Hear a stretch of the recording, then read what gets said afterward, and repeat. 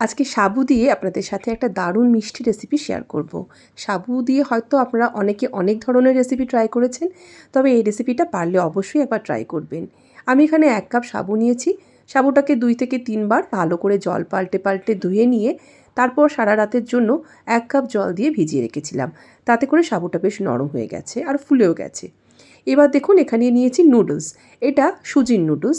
আজকে এই সুজির নুডলস আর এই সাবু দিয়ে একটা দারুণ মিষ্টি রেসিপি শেয়ার করছি। এই সুজির নুডলস কিন্তু আপনারা যে কোনো সুপার মার্কেটে পেয়ে যাবেন। তবে সুজির নুডলস না থাকলে এমনি যে কোনো প্যাকেটের নুডলস দিয়েও কিন্তু এই রেসিপিটা করতে পারবেন। তবে নুডলসটা আমি সবটা দিচ্ছি না, এখান থেকে কিছু পরিমাণে আমরা আলাদা করে নিচ্ছি। নুডলসটাকে এবার আমরা সিদ্ধ করে নেব। তো তার জন্য গামলার মধ্যে জল গরম করতে দিয়ে দিয়েছি। জল যখন গরম হয়ে ফুটতে শুরু করবে তখন নুডলসগুলো এর মধ্যে মিশিয়ে দেব আর ভালো করে সিদ্ধ করে নেব। সুজির নুডলস সিদ্ধ হতে 8 থেকে 10 মিনিট লাগে। সিদ্ধ হওয়ার সঙ্গে সঙ্গে এটাকে আমরা জল ছড়িয়ে একটা ছড়ানো পাত্রের মধ্যে রেখে দেবো। এবার একটা কড়াইয়ের মধ্যে প্রথমে দিচ্ছি অল্প একটু জল আর তারপরে দিয়ে দেবো 500 মিলিলিটার কাউ মিল্ক। আজকের এই রেসিপিটা তৈরি করবার জন্য আপনারা যে কোনো ধরনের দুধই ব্যবহার করতে পারেন। তার সাথে দিয়ে দিচ্ছি 1/2 কাপ গুঁড়ো দুধ। দুধ যখন হালকা গরম থাকবে সেই সময়ে আপনারা গুঁড়ো দুধটা মিশিয়ে দেবেন আর এই হুইস্কার দিয়ে সঙ্গে সঙ্গে নাড়িয়ে নেবেন। তাহলে গুঁড়ো দুধ কিন্তু দলা পাকিয়ে যাবে না, দুধের সাথে খুব ভালো করে মিশে যাবে। আর এই গুঁড়ো দুধ দেওয়ার ফলে আমাদের এই রেসিপিটা খুব তাড়াতাড়ি হয়ে যাবে। তো আমরা কি করব, এরপর আরও 7 থেকে 8 মিনিট দুধটাকে একটু জাল দিয়ে পরিমাণে একটু কমিয়ে নেব। যখন দুধটা সামান্য একটু কমে আসবে তখন এর মধ্যে আমরা সেই ভিজিয়ে রাখা সাবুটা মিশিয়ে দিচ্ছি।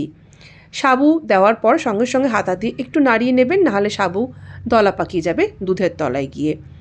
এবার সেই সিদ্ধ করে রাখা নুডলস যেটা তৈরি করেছিলাম সেটা মিশিয়ে দিচ্ছি। যতটা নুডলস সিদ্ধ করেছিলাম তার অর্ধেকটা দিচ্ছি, কারণ বেশি দিলে আবার ভালো লাগবে না, যেহেতু দুধের পরিমাণটা কম আছে। সবগুলো আবারও একটু নাড়িয়ে চাড়িয়ে দিচ্ছি। এখন এর মধ্যে মিশিয়ে দেবো কিছু কুচিয়ে রাখা ড্রাই ফ্রুটস।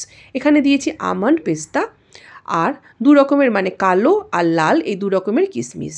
এগুলো দিয়ে ভালো করে একবার নাড়িয়ে চাড়িয়ে নিয়ে এবার দিচ্ছি কনডেন্সড মিল্ক 1/2 কাপ।